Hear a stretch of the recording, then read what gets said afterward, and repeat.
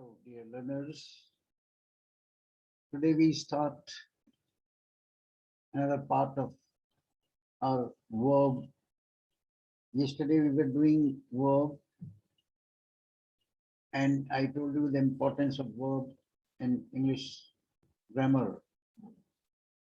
So far we have done 4 parts of speech. First was noun, then pronoun, then adjective, then we came to verb. Yesterday we discussed about the use of verb and types of verb, kinds of verb. So I told you about the forms of verbs and so many other things like verb of action, verb of state. Third was auxiliary or helping verb. And then fourth was modal auxiliaries. Then we discussed about the forms of verb. Verb की 3 forms होती हैं, जैसा मैंने कल बताया, infinitive, past and past participle कहते हैं इनको, सिंपल वर्ड्स में इनको कहते हैं first form, second form, third form. उसके बाद हम क्या इनके मॉडल ऑक्सिलरी के एग्जांपल्स आपको दी थी मैंने कल। ये 13 होती हैं संख्या में, can, may, will, shall, should, would, must, ought to, could, might, dare, need and used. इनके बारे में हमने पूरी जानकारी कर ली थी। Now we come to next part of verb. Verb is related to tense. सबसे इम्पोर्टेंट चीज टेंस की जानकारी होता है वर्ब वाले पार्ट में। हम वर्ब से हमें क्या पता लगता है? टेंस। टेंस क्या चीज है? कार्य, किसी कार्य यानी एक्शन और स्थिति यानी स्टेट बताने के साथ साथ क्रिया, उनका समय यानी काल भी बताती है। क्या एक्शन कर रहा है, एक क्रिया से पता लगेगा। क्या स्थिति है उसकी, प्रेजेंट की है, पास्ट की, फ्यूचर की है, उसके बारे में बताया था। और उस घटना का समय भी बताएगी, कब की बात कर रहे हैं, प्रेजेंट की, पास्ट की या future. Along with action or state, the verb tells their time also, which is called tense. Tense क्या है? किसी पर्टिकुलर पीरियड में होने वाला एक्शन जो हमें वाक्य से पता लगता है उसको हम टेंस कहते हैं। ये 3 तरह की टेंस आप हिंदी में भी समझते हैं। प्रेजेंट माने वर्तमान काल, पास्ट माने भूतकाल और फ्यूचर मीन्स भविष्य काल। 3 तरह के होते हैं।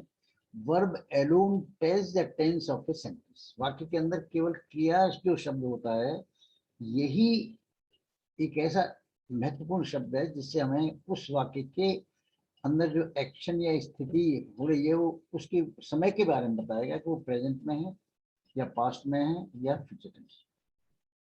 प्रेजेंट टेंस यानी वर्तमान काल, जो करेंट टाइम है, जैसे हम जिसमें जी रहे हैं, समय जो हमारे सामने चल रहा है, जो हम एक्शन कर रहे हैं, that is present time, that is called current time also.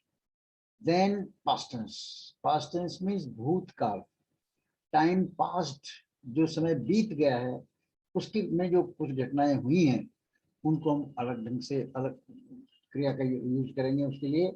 और तीसरा है फ्यूचर टेंस यानी भविष्यत काल, time yet to come. The time has not come yet, but it is to come after this present time. इस तरह से 3 tense की प्रकारें हो गई, प्रेजेंट, पास्ट एंड फ्यूचर, वर्तमान काल, भूतकाल और भविष्य काल। अब उन टेंस में टेंस की फिर दूसरी क्या, सब काइंड्स। ये तो टाइप्स थी। अब टेंस की सब काइंड्स क्या होती हैं यानी उप प्रकार क्या है? प्रत्येक टेंस की 4 उप प्रकारें होती हैं। अच्छी तरह से रख लें इसको। 4 हैं इनमें। जैसे इंडेफिनिट का अर्थ क्या होता है? टाइम टेलिंग यूजुअल और रूटीन एक्शन। ये क्रिया इसके बारे में बताती है जो रोजाना हर समय सामान्य और रूटीन एक्शन होता है वो हम इंडेफिनिट में करते हैं। जैसे इनमें आते हैं ता है, ता था या होगा, इस तरह की, यानी जो यूजुअल टाइम है। दूसरा होता है कंटिन्यूअस टाइम, ये time showing running action. Continuous tense में कोई हो रहा काम है, उसके बारे में बताया क्या काम हो रहा है। पहले वाले में इंडेफिनिट में क्या है, जो अक्षर होता है उसके बारे में बताया। और कंटिन्यूस का मतलब क्या हुआ, जिसमें हो रहा है वो काम बताया।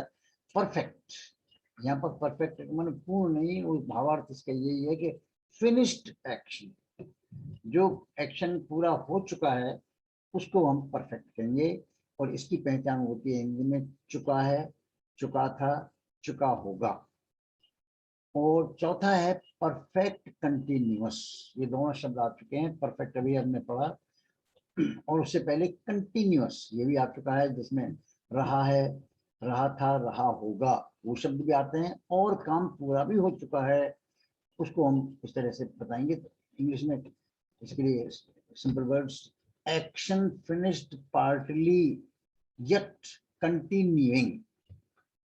मैंने किस तरह समझाया इसको, एक्शन फिनिश्ड पार्टली, आंशिक रूप से कार्य कुछ तो पूरा हो चुका है, लेकिन यट कंटिन्यू, अभी भी वो जारी है। तो इसके लिए क्या होता है, वाक्य के अंदर समय दिया होगा इतने समय से, और उसके आगे ऐसे वाक्य के अंत में ये शब्द आ रहे होंगे, हो रहा है प्रेजेंट टेंस में, हो रहा था पास्ट टेंस में, हो रहा होगा ये future tense.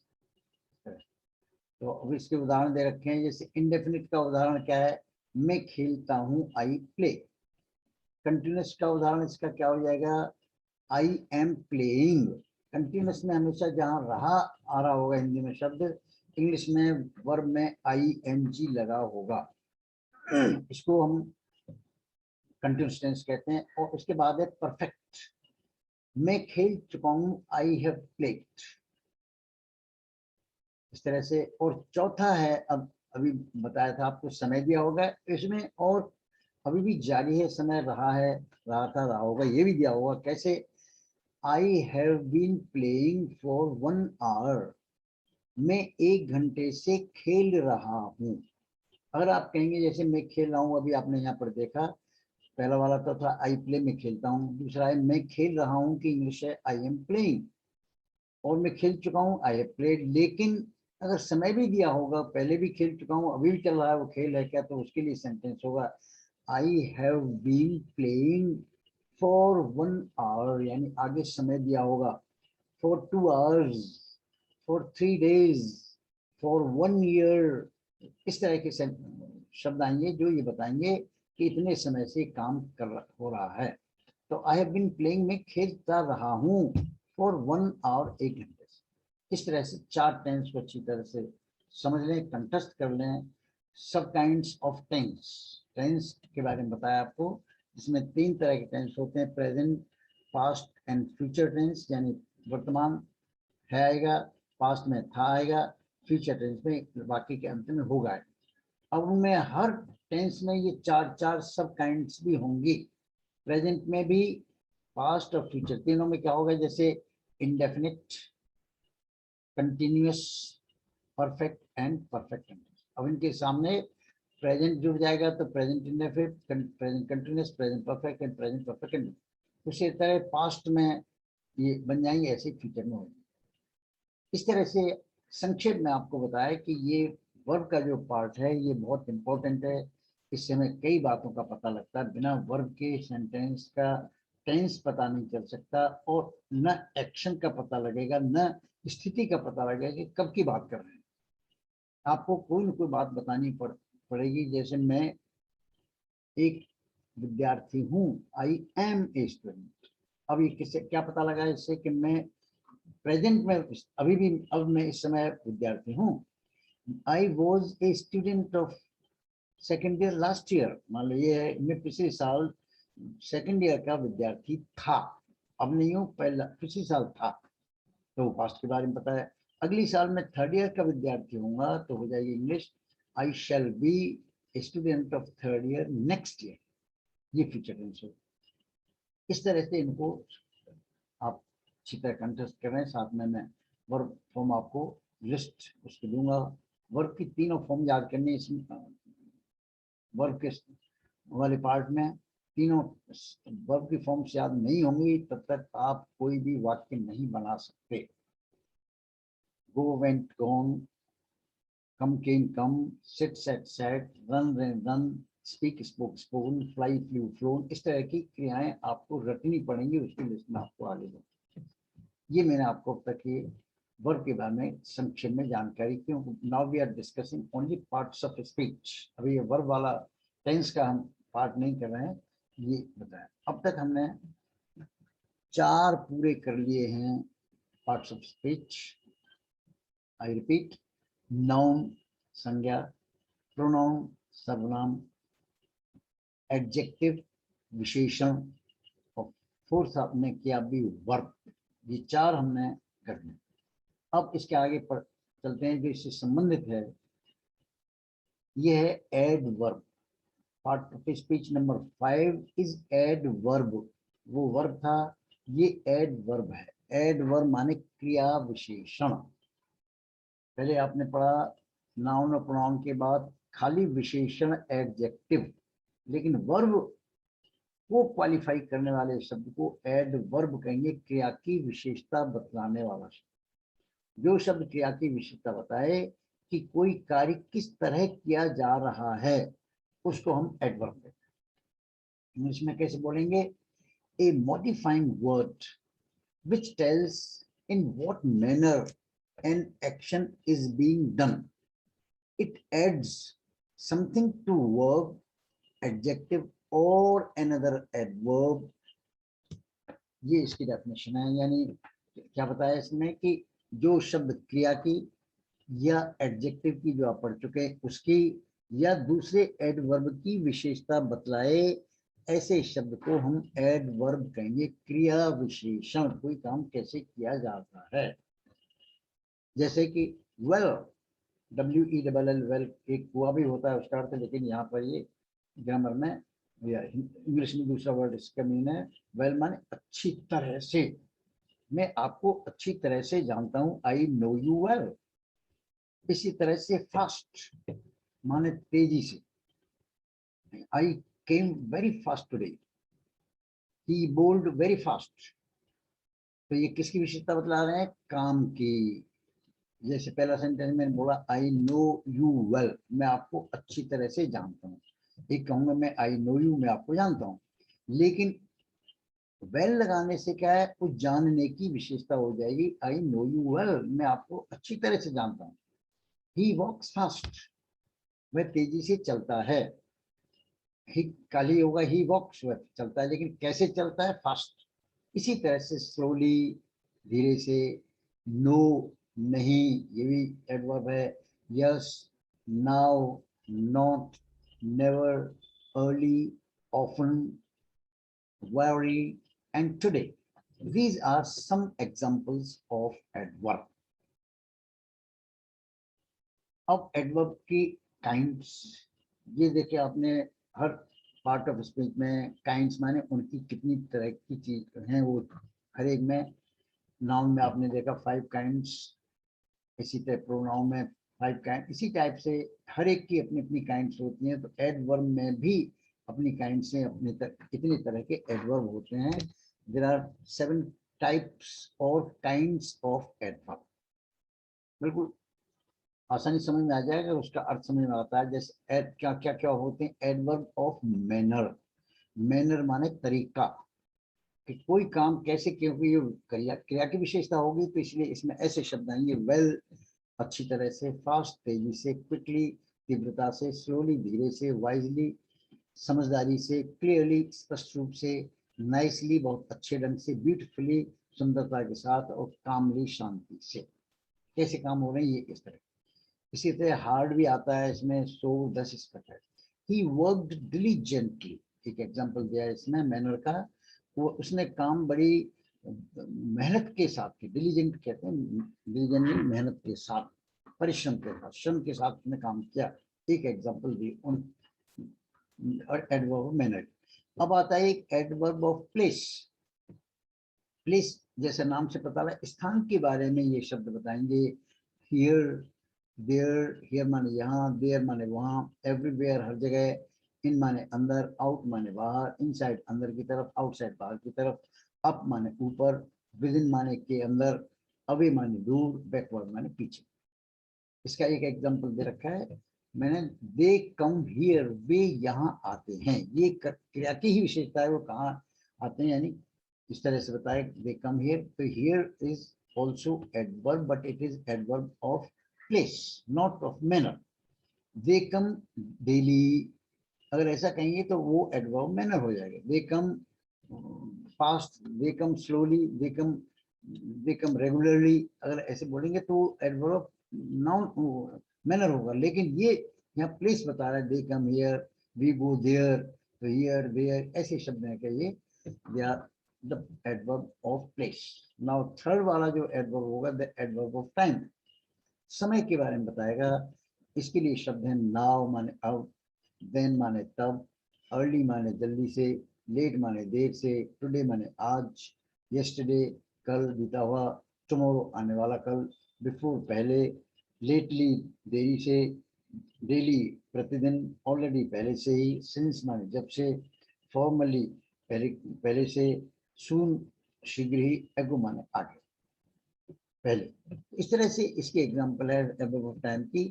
Start the work now, अब काम को चालू कर दो। तो काम के साथ जो उसकी विशेषता कब कर दो, नाउ, ये एडवर्ब ऑफ टाइम है। चौथा एडवर्ब ऑफ नंबर और frequency, that is fourth one, संख्या या आवृत्ति, बार बार होना, संख्या बताएगा वो शब्द, वो एडवर्ब होगा, या फ्रीक्वेंसी कितनी बार कोई चीज होती है उसके बारे में इसके एग्जांपल्स हैं। वंस माने एक बार, ट्वाइस माने दो बार, ऑलवेज हमेशा, नेवर कभी नहीं, डेली हमेशा रोजाना, ऑफन माने अक्सर। इसके एग्जांपल दिए एडवर्ब ऑफ नंबर और फ्रीक्वेंसी की। आई ऑफन मिस यू, मैं अक्सर आपको याद करता हूँ। तो यहाँ ऑफन जो वर्ड है, this is adverb of number, frequency, frequency का नंबर। तो ये एडवर्ब यानी मिस की विशेषता बता रहा है, कितनी बार मिस करता हूँ मैं आपको, अक्सर। तो क्या होता है, ये एडवर्ब है क्या, अधिकतर पीछे आता है, लेकिन ये कभी कभी कुछ शब्द जो एडवर्ब हैं वो उनको पहले भी यूज किया जाता है। तो ये प्रैक्टिस से सब चीज आएंगी, आपको इन बात में थोड़ी जानकारी दे रहा हूँ। Fifth kind of adverb is degree.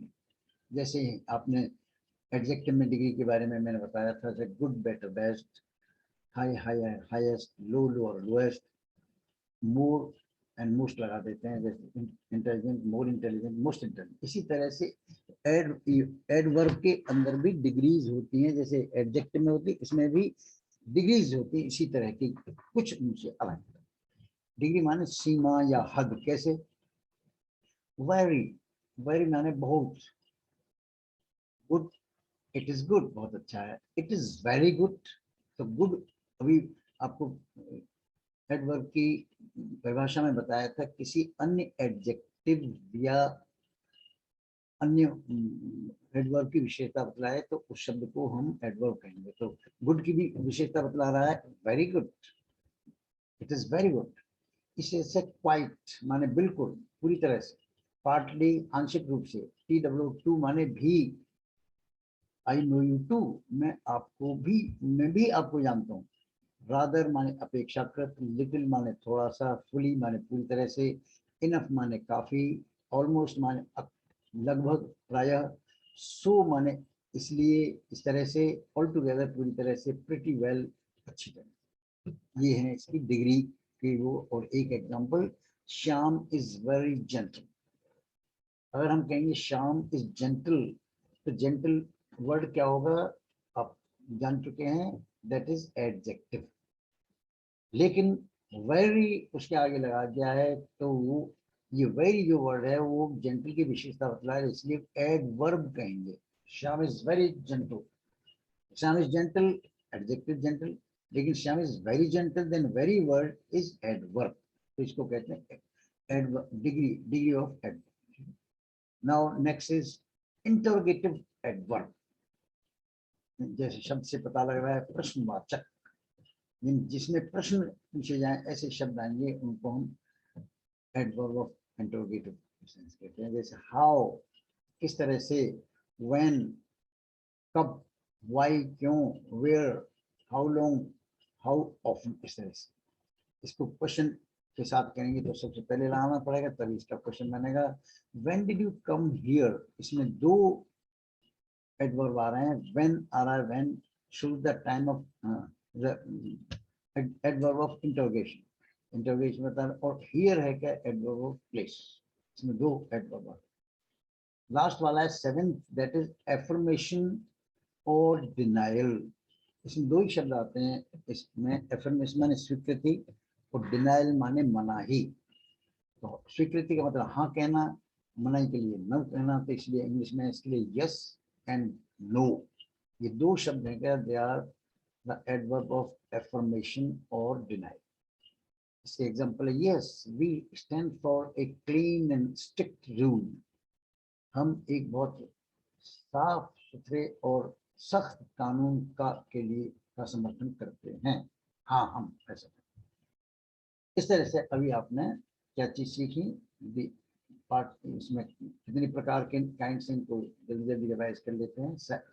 There are 7 kinds of adverb, adverb of manner, well, fast, place, here, there, adverb time, now and then, इस टाइप से नंबर ऑफ और फ्रीक्वेंसी यानी संख्या आवृत्ति के लिए ऑफन एटसेट्रा यानी ट्वाइस, वंस, इस तरह से। डिग्री, एडवर्ब ऑफ डिग्री के लिए वेरी, क्वाइट, कितना ज्यादा है, वेरी कितना अच्छा है, वेरी गुड, क्वाइट पूरी तरह से, इस तरह से। तो डिग्री के एडवर्ब ऑफ डिग्री सीखा।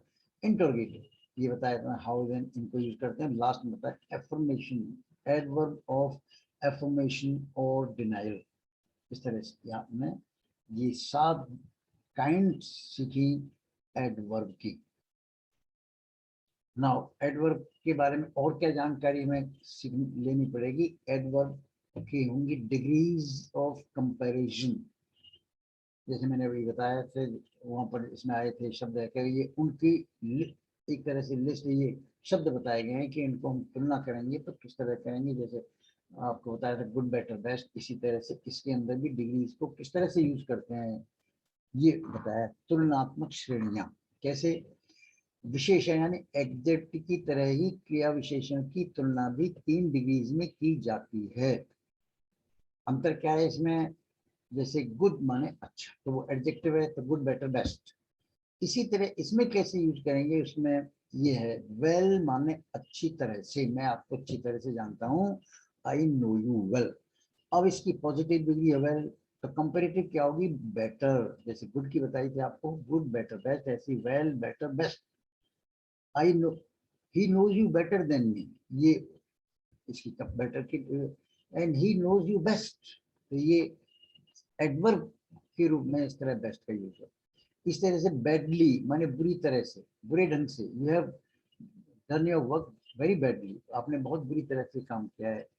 इल, ये भी एडवर्ब है, इल माने बुरी तरह से।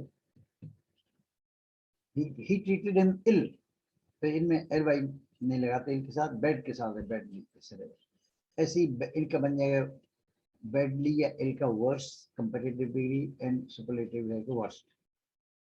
और दूसरा है आगे वाला है मच माने अधिक, much, more, most, little, less, least, near, nearer, next, far, farther, farthest, early, earlier, earliest, late, later, latest, beautifully, क्योंकि ये एडवर्ब की तरह यूज करेंगे तो ब्यूटीफुल को ब्यूटीफुली, लेकिन मोर ब्यूटीफुली एंड मोस्ट ब्यूटीफुली, इस तरह से इनको यूज करें।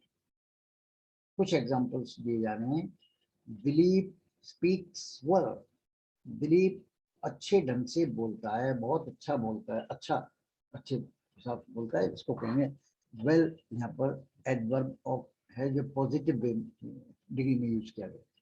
दूसरी डिग्री है कंपैरेटिव कैसी, Veena speaks better than he, Veena उससे भी अच्छे ढंग से बोलती है।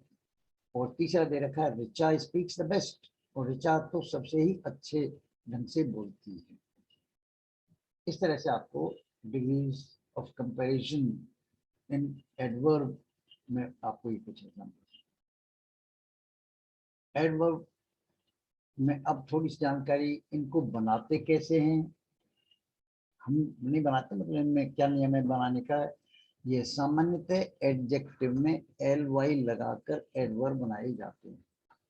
जैसे एक्टिव, ये एडजेक्टिव है, यू आर वेरी एक्टिव, लेकिन इसको एडवर्ब के रूप में यूज करेंगे तो यार you do your work active नहीं होगा, you do your work actively, you participate in the function actively, कहेंगे एक्टिव नहीं आएगा तो एक्टिव से क्या बन जाता है एक्टिवली, लेजी से लेजीली, बिजी से बिजीली, वाइज से वाइजली, फुलिश से फुलिशली आदि। इस तरह से हम एडवर्ब को यूज करते हैं एल वाई लगा करके एडजेक्टिव में।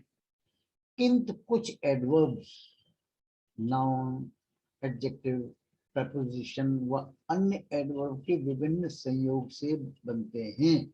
जैसे यस्टरडे, मीन टाइम, इनमें दो दो शब्दों से मिलकर बना है। यस्टर माने पहले वाला, डे, मीन एंड टाइम बीच का समय। ऐसे ही सम टाइम्स, सम और टाइम्स दो शब्द हो गए। मिडवे, ये भी दो शब्द हैं। तो ऐसी otherwise, asleep, ahead, away, besides, today, to और डे मिलाकर टुडे, टुमारो, ऐसे टू और मोरो मिलाकर टुमारो, बिलो, बी और लो, ऐसे beyond, within, without, aloud, behind, before and beneath. ये क्या है, कैसे बनाए जाते हैं, फॉर्मेशन माने बनाना। एडवर्ब को कैसे बनाया जाता है अंग्रेजी में, अधिकतर शब्दों में एडजेक्टिव में एल वाई लगा के बना देते हैं। कुछ डायरेक्ट होते हैं, ये नोट करें आप ये बात। नोट, एडजेक्टिव को नाउन और प्रोनाउन के आगे या पीछे, जिनको कहते हैं एट्रीब्यूटिवली और प्रेडिकेटिवली यूज किया जाता है। क्या मतलब कि एडजेक्टिव यानी जो विशेषण होता है नाउन एंड प्रोनाउन की विशेषता बतलाने वाला, जैसे गुड, जेंटल, ऑनेस्ट, इनको हम क्या करते हैं, या तो नाउन के पहले, नाउन और प्रोनाउन के या तो आगे होंगे या पीछे। आगे होंगे तो एट्रीब्यूटिवली कहेंगे और पीछे यूज किया जाएगा तो इसको प्रेडिकेटिवली किया जाता है। जबकि एडवर्ब को वर्ब के आगे या पीछे यूज किया जाता है। और अंतर ये समझ गए आप, क्यों वो नाउन और प्रोनाउन की विशेषता बतलाता है एडजेक्टिव, तो उसको नाउन के और प्रोनाउन के आगे पीछे लगा सकते हैं। ऐसी वर्ब, एडवर्ब को वर्ब के आगे या पीछे यूज किया जाता है। ये प्रैक्टिस से आएगा, आपको जानना पड़ेगा। He is a happy man, यहाँ पर क्या है, ये एग्जाम्पल, वह एक प्रसन्न व्यक्ति है। तो हैप्पी क्या है, यहाँ पर एडजेक्टिव है, लेकिन मैन क्या है, नाउन है। तो आपने ये एग्जांपल दे रहे हैं कि एडजेक्टिव को नाउन के पहले यूज करते हैं कुछ नाउन को। मैन इज हैप्पी, अब यहाँ देखें उल्टा हो गया, मैन नाउन है लेकिन हैप्पी एडजेक्टिव है, इसको पीछे भी लगा सकते हैं। तो नाउन क्या, ये प्रोनाउन के आगे पीछे। इसी तरह शी नेवर विजिट्स, अब यहाँ पर ये नेवर क्या चीज है, एडवर्ब अभी सिखाया था आपको, नेवर, ऑलवेज, ये इस टाइप के शब्द आए तो एडवर्ब है ये। वह कभी भी विजिट नहीं करती है, कभी नहीं आती है, शी नेवर विजिट्स अस, हमारे पास, ठीक है ना। तो यहाँ पर नेवर क्या है, एडवर्ब है, और विजिट वर्ब है, तो ये वर्ब के पहले आया इसलिए इसको एडवर्ब कहते हैं। She never visits, she visits us quite often, ये दूसरा एग्जांपल दिया है कि वो अक्सर हमसे मिलने आती है। तो यहाँ पर ये क्वाइट ऑफन है कि ये एडवर्ब है, और विजिट ये वर्ब। शी विजिट्स अस, वो हमसे मिलने आती है। कैसे आती है, ये विशेषता बता रही, क्वाइट ऑफन, अक्सर। इस तरह से हमने एडवर्ब के बारे में आपको इतनी जानकारी दी कि एडवर्ब क्या चीज है, कितने प्रकार के एडवर्ब होते हैं। ये बताया एडवर्ब होता है वर्ब की विशेषता बतलाने वाला। तो वर्ब की क्या विशेषता है कि वर्ब किसी वर्ब क्यों एक्शन बताती है, उस एक्शन को कैसे किया गया है उसकी विशेषता बतलाती है। और ये 7 तरह के बताए, adverb manner, adverb place, time, number of frequency, degree and interrogative, and last में एफर्मेशन एंड डिनाइल। फिर हमने डिग्री के बारे में डिस्कशन किया, तो ये भी उसी तरह से जैसे एडजेक्टिव की 3 डिग्रीज होती हैं, एडवर्ब की भी उसी तरह डिग्रीज होती हैं, उनको यूज करने से अभ्यास आप करना पड़ेगा। वेल, बेटर, बेस्ट, ऐसे लिटिल, ऐसे इस तरह से जो एडजेक्टिव की डिग्री उसी तरह इसकी होती है, लेकिन वर्ब के साथ उनको यूज किया जाए। You do your work beautifully, you are a beautiful worker.